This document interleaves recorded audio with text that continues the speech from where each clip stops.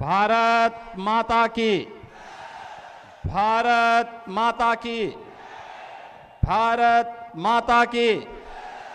वंदे वंदे वंदे।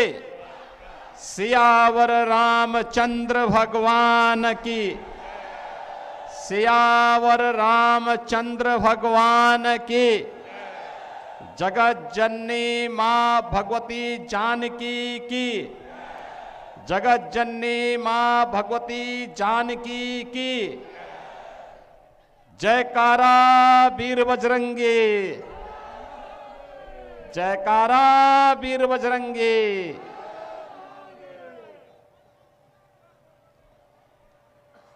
इस क्षेत्र के लोकप्रिय सांसद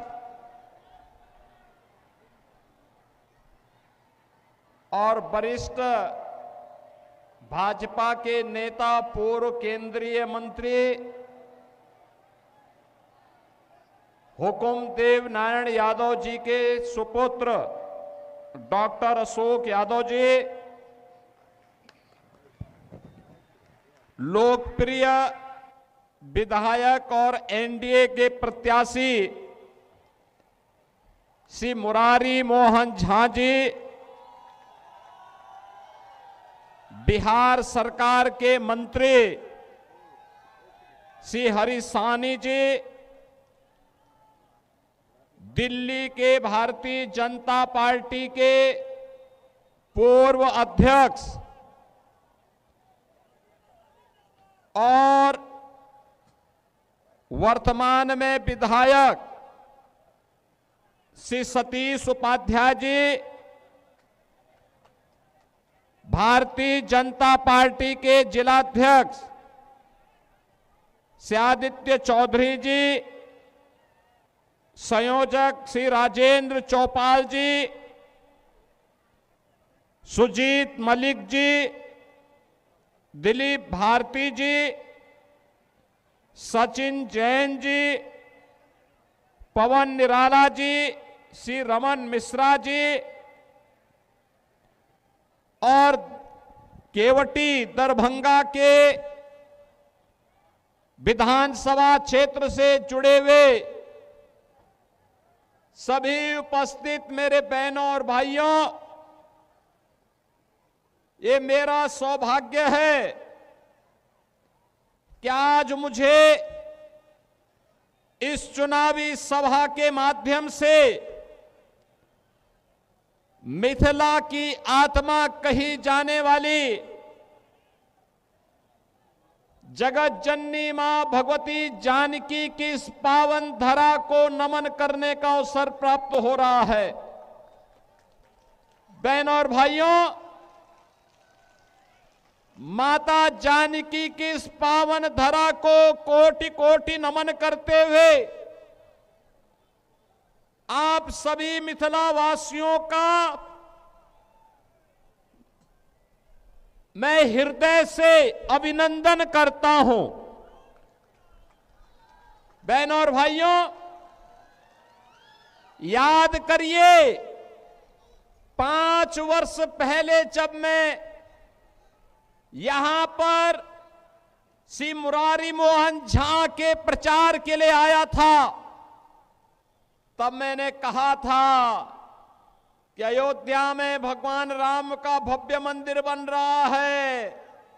और बहनों और भाइयों, आज अयोध्या में राम मंदिर बन करके खड़ा हो गया है, रामलला विराजमान हो गए हैं। और रामलला अगर अयोध्या में विराजमान होंगे तो मिथिला की धरती में मां जानकी भी विराजमान होंगी और मां जानकी का भी भव्य मंदिर का निर्माण अब सीतामढ़ी में डबल इंजन की सरकार कर रही है। बहनों और भाइयों, यही होता है अच्छी सरकार चुनने का फायदा।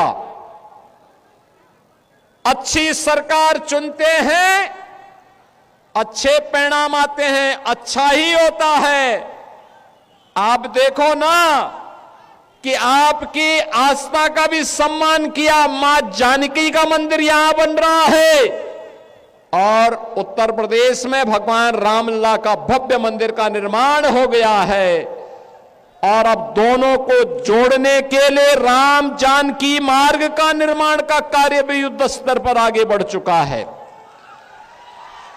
बहनों और भाइयों, 2005 के पहले जब हम लोग आते थे, अयोध्या से दरभंगा आने में हमें 16 घंटे लगते थे, 16 घंटे। और आज मुझे लखनऊ से दरभंगा आने में मात्र 45 मिनट लगे हैं, 45 मिनट। यह है डबल इंजन सरकार की डबल स्पीड। बहनों और भाइयों, मैं जब मंच पे था, यहां का सम्मान और यहां की पहचान मोदी जी ने मखाना बोर्ड बना करके मिथिला की धरा को, दरभंगा की धरा को एक बार फिर से सम्मानित करने का काम किया है। बहनों और भाइयों, यहां के लाख की चूड़ियों को एक नई पहचान दिलाने के लिए भी ये डबल इंजन की एनडीए की सरकार पूरी प्रतिबद्धता के साथ कार्य कर रही है। आज बिहार में क्या नहीं है? सड़क की बेहतर कनेक्टिविटी, रेल की कनेक्टिविटी, एयर कनेक्टिविटी। दरभंगा का एयरपोर्ट चालू हो चुका है। कितना अच्छा एयरपोर्ट बनकर तैयार हो गया है। और यही नहीं, अब तो बिहार में इनलैंड वाटरवे यानी जल मार्ग हल्दिया से पटना होते हुए और वह सीधे अयोध्या को जोड़ रहा है, अयोध्या से प्रयागराज को जोड़ रहा है। यानी बिहार को भी, बंगाल को भी और उत्तर प्रदेश को भी एक साथ मोदी जी ने जल मार्ग के माध्यम से भी जोड़ दिया है। बहनों और भाइयों, डबल इंजन की सरकार होती है, ऐसे ही परिणाम सामने आते हैं। विकास, ऐसे ही विकास की बहार बहती है। और आज यही कहने के लिए मैं आपके पास आया हूं, विशेष रूप से अयोध्या का संदेश लेकर के आया हूं। मां जानकी के आशीर्वाद का संदेश। आपसे मेरा आग्रह होगा, ये जो आपके हाथ में तख्ती है और जो ये आपके पास कटआउट है, इसको फेंके मत, किसी पे चोट लग जाएगी, क्या फायदा है? अरे ये तो मां जानकी का संदेश वाली धरा है। मां जानकी का आशीर्वाद सबको बराबर प्राप्त होता है। और अब तो गौरवशाली क्षण है हमारे लिए। ये डबल इंजन की सरकार बिना भेदभाव के शासन की योजना का लाभ सभी तबके को दे रही है। क्या गांव, क्या गरीब, क्या किसान, क्या नौजवान, क्या महिलाएं, क्या श्रमिक, क्या व्यापारी, हर एक तबका उन योजनाओं का लाभ ले रहा है। विकास भी है, विरासत भी है और गरीब कल्याण भी। आप याद करिए ना, आरजेडी की सरकार थी इस बिहार में, कांग्रेस समर्थन कर रही थी, गरीब का राशन हड़प लिया जाता था, गरीब को किसी योजना का लाभ नहीं मिलता था, विकास की योजनाओं से गरीब को वंचित कर दिया जाता था। आज देश के अंदर मोदी जी के नेतृत्व में 80 करोड़ लोगों को फ्री में राशन की सुविधा का लाभ प्राप्त हो रहा है। बहनों और भाइयों, 2005 के पहले कांग्रेस की सरकार रही हो या आरजेडी की सरकार, गरीब अगर बीमार हो जाता था तो तड़प तड़प करके मरने के लिए मजबूर होता था। उपचार की सुविधा नहीं थी और अगर कोई बाहर चला भी गया तो उसके बाद पैसा नहीं होता था। आज तो प्रधानमंत्री मोदी जी ने भारत के 50 करोड़ लोगों को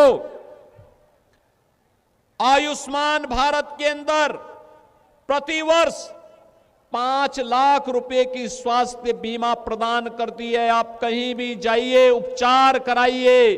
70 वर्ष से ऊपर का कोई भी व्यक्ति अपना उपचार करा सकता है।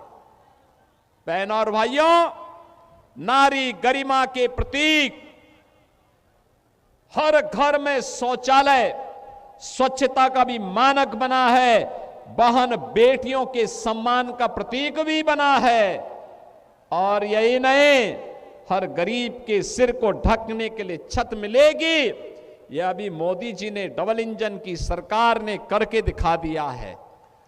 गरीब के घर में रसोई जले और धुएं से मुक्ति मिले, ऐसे 10 करोड़ से अधिक परिवारों को उज्ज्वला योजना का फ्री में कनेक्शन देने का काम भी डबल इंजन की सरकार ने मोदी जी के नेतृत्व में कर दिया है।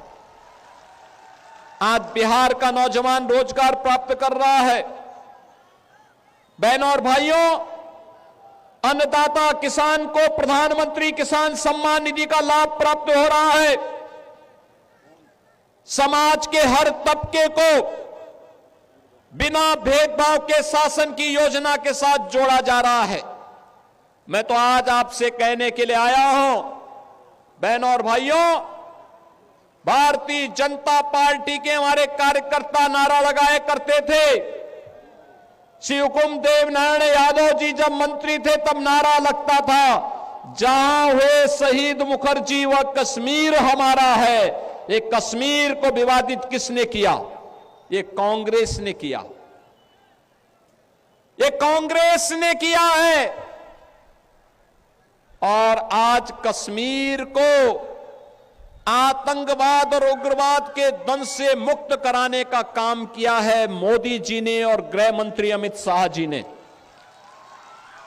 आज मैं प्रातःकाल एक अखबार पढ़ रहा था और अखबार पढ़ते पढ़ते मेरी नजर एक समाचार पे पड़ी।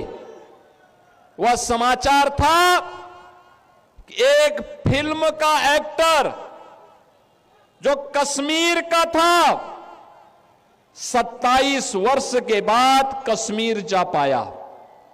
कौन वे लोग थे जो कश्मीरी हिंदुओं को विस्थापित कर दिए थे? ऐसी कौन सी नौबत आई थी कि कश्मीर घाटी हिंदू विहीन हो गई? ये कांग्रेस का पाप था। धारा 370 जो कश्मीर में लागू कर दिया गया था कि कश्मीर में बिहार का व्यक्ति नहीं जाके बस सकता, मिथिला का व्यक्ति नहीं बस सकता। ये कांग्रेस ने पाप किया था। परिणाम क्या था? पाकिस्तानी वहां बस रहे थे और शेष हिंदुस्तानियों को कश्मीर खाली करने के लिए कहा जा रहा था। मोदी जी आए, धारा 370 समाप्त हुई। आज कश्मीर में मिथिला का व्यक्ति भी और बिहार का व्यक्ति भी समान रूप से जाकर के बस सकता है। यह अधिकार मोदी जी ने दिया है। बहनों और भाइयों, मैं तो आपसे कहने के लिए आया हूं, ये जो आरजेडी है, ये जो कांग्रेस है और इनका एक पार्टनर उत्तर प्रदेश में है समाजवादी पार्टी के रूप में, ये घोर हिंदू द्रोही है, राम द्रोही है, मां जानकी के विरोधी हैं। जो राम का विरोधी होगा, मां जानकी का विरोधी होगा, हमारा भी विरोधी होगा। आप याद करिए, ये कांग्रेस है जिसने कहा था राम हुए ही नहीं। भगवान राम और मां जानकी के अस्तित्व पर इन्होंने प्रश्न खड़ा किया था। ये परम पिता परमेश्वर की साक्षात प्रतिमूर्ति है राम और जानकी। उनके अस्तित्व पर प्रश्न खड़ा करके हमारी आस्था के साथ कांग्रेस ने खिलवाड़ किया था। सुप्रीम कोर्ट में इन्होंने एफिडेविट दिया। बहनों और भाइयों, एक और इनके द्वारा सुप्रीम कोर्ट में दिया गया एफिडेविट और दूसरी तरफ अयोध्या में राम मंदिर के रथ को रोकने का काम किया, करने का पाप किया था आरजेडी ने। इसी बिहार की धरती पर दंगों की आग में झोंकने का काम किया था और समाजवादी पार्टी ने अयोध्या में राम भक्तों पर गोलियां चला करके पूरी अयोध्या को लहूलुहान करने का पाप किया था। बहनों और भाइयों, आपने गांधी जी के 3 बंदरों के बारे में सुना होगा। गांधी जी के 3 बंदर थे।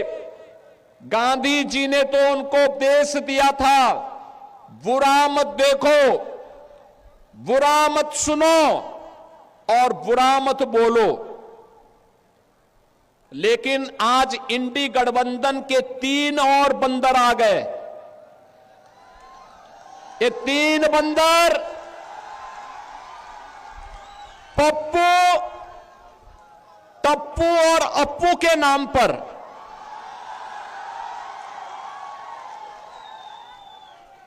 पप्पू, टप्पू और अप्पू के नाम पर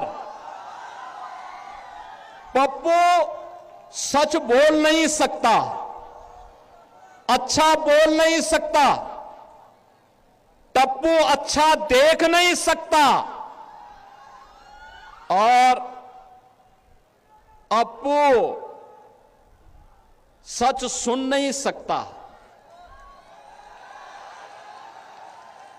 इन लोगों को एनडीए सरकार के द्वारा किए गए विकास दिखाई नहीं दे रहे, उसकी खुशबू इनको सुनाई नहीं दे रहा है, दिखाई नहीं दे रहा है। ये उसके बारे में बोल नहीं सकते, सुन नहीं सकते, देख नहीं सकते और इसीलिए तो दुष्प्रचार कर रहे हैं। आपने देखा होगा कांग्रेस के नेता राहुल जी जब भी कहीं जाते हैं भारत के खिलाफ बोलते हैं, भारत के खिलाफ बोलते हैं, भारत को अपमानित करते हैं, विदेशी आक्रांताओं को महिमा मंडित करते हैं।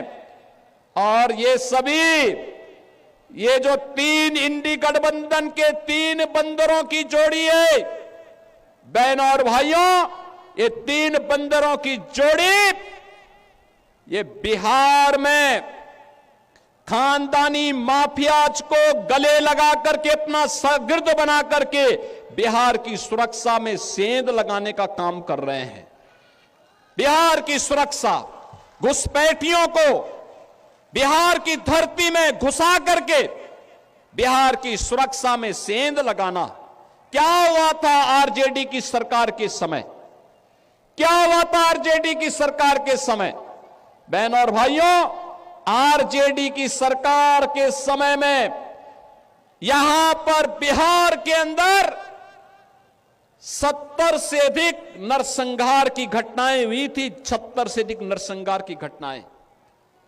इन्होंने जातीय संगठन खड़े किए थे, बिहार में जाति को जाति से लड़ाते थे, पर्व और त्योहार नहीं होने देते थे, बेटी असुरक्षित, व्यापारी असुरक्षित, नौजवान के जीवन के साथ खिलवाड़, कट्टा बंदूक लेकर के बिहार की पूरी व्यवस्था को इन्होंने धूमिल करने का काम किया था।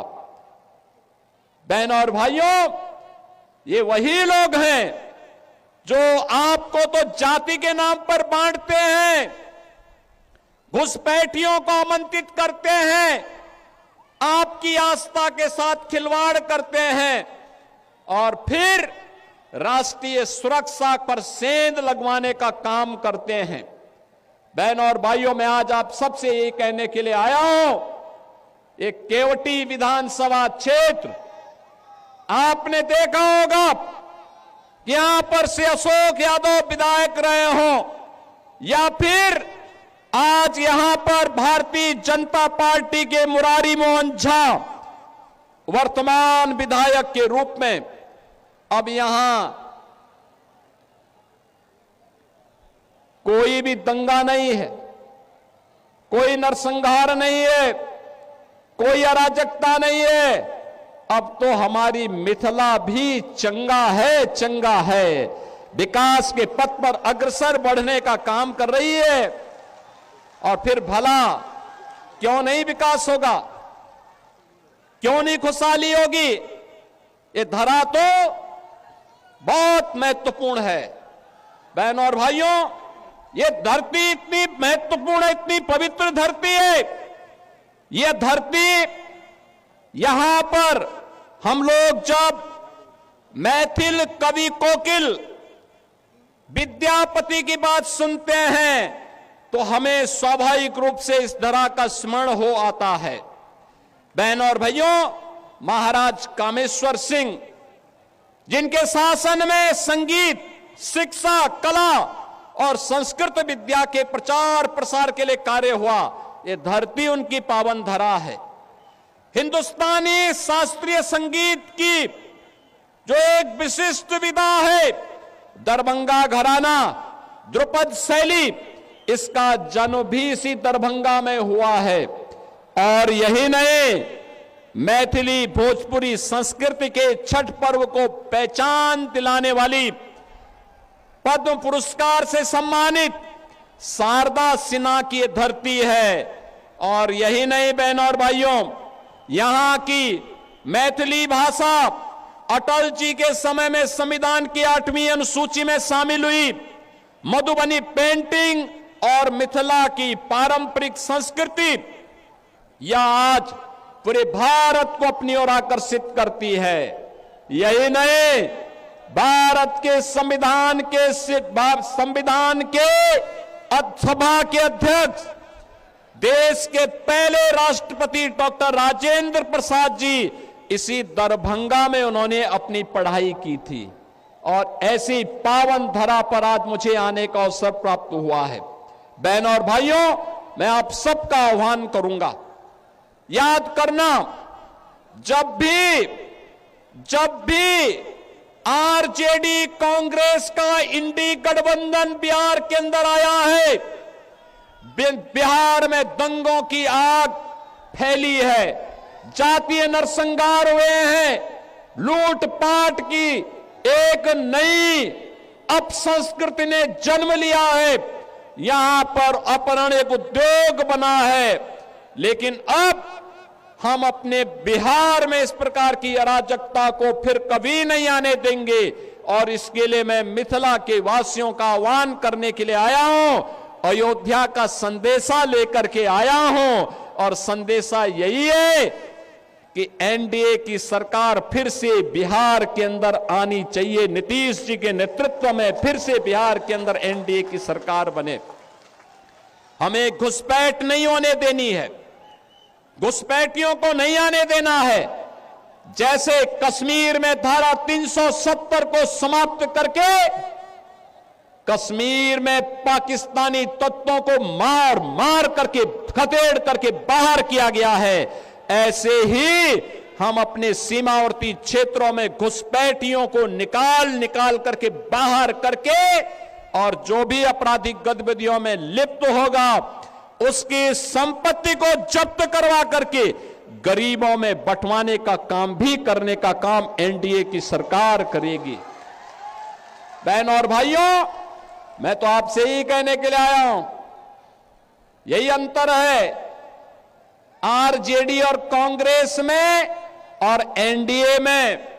एनडीए सुशासन की बात करती है और करके दिखाती है, एनडीए विकास का कार्य करती है, एनडीए विरासत का सम्मान करती है, एनडीए बहन बेटियों की सुरक्षा, नौजवान के लिए रोजगार, किसान के लिए सम्मान निधि, श्रमिकों के सम्मान का कार्य और उनके स्किल डेवलपमेंट का कार्य करती है। तो आरजेडी और कांग्रेस के लोग अपहरण को उद्योग बनाते हैं, पेशेवर माफिया को अपना शागिर्द बनाते हैं। और इसीलिए तो इन पेशेवर माफियाओं को उपचार हम लोगों ने निकाला है उत्तर प्रदेश में, इनकी छाती में बुलडोजर चला करके। आज उत्तर प्रदेश माफिया विहीन हो चुका है। आज उत्तर प्रदेश अपराध से मुक्त हो चुका है। आज उत्तर प्रदेश में न दंगा है, और न ही कोई अपराध।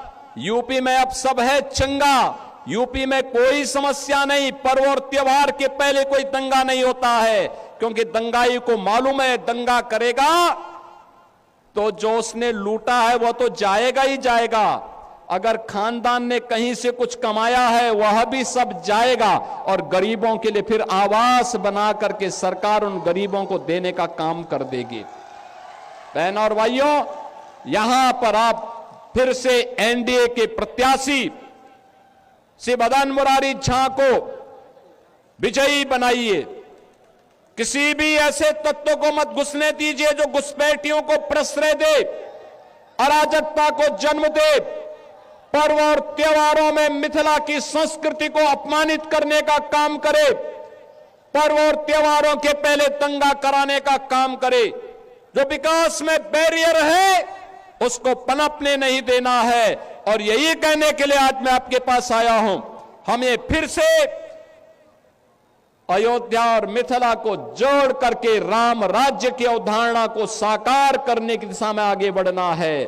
और राम राज्य की अवधारणा ये तभी आएगी जब बिहार में एनडीए की सरकार आएगी। ये राम राज्य बिहार के लिए, आत्मनिर्भर बिहार के लिए, समृद्ध बिहार के लिए, विकसित बिहार के लिए यह अत्यंत महत्वपूर्ण है। और यह केवल और केवल तभी होगा जब एनडीए विजयी होगा। एनडीए विजयी होगा, बिहार विजयी होगा। एनडीए की विजय बिहार की विजय के साथ जोड़ करके देखना होगा। और इसके लिए बहन और भाइयों, बटेंगे नहीं, कटेंगे भी नहीं। याद करना, बंटे थे तो कटे थे, बटेंगे नहीं तो कटेंगे नहीं। एक रहेंगे तो सेफ भी रहेंगे। और एकजुट होकर के एनडीए के प्रत्याशी भारतीय जनता पार्टी के श्री मुरारी मोहन झा को भारी बहुमत से विजयी बना करके भेजना है। बना के भेजेंगे, विजयी बना के भेजेंगे। मुरारी मोहन झा विजयी बनकर के जाएंगे। अशोक जी आप भी आइए, है ना दोनों लोग। माला आप पहनाइए, पहनाई पहनाई, हाँ पहनो। यहां के सांसद विजयी माला पहना रहे हैं आपकी तरफ से। सहमत है ना? सभी लोग सहमत हैं? तो फिर जहां तक मेरे आवाज जा रही है दोनों हाथ ला करके आशीर्वाद दीजिए मुरारी मोहन झा को। जहां तक मेरी आवाज जा रही है, सड़क के उस पार भी इस पार भी, ये सड़क में भी जितने लोग खड़े हैं, आप लोगों से मेरा आग्रह होगा दोनों हाथ ला करके भारतीय जनता पार्टी के प्रत्याशी को अपना आशीर्वाद दीजिए। इधर भी सारे लोग जितने भी हैं, सभी लोग, कि बटेंगे नहीं, कटेंगे भी नहीं।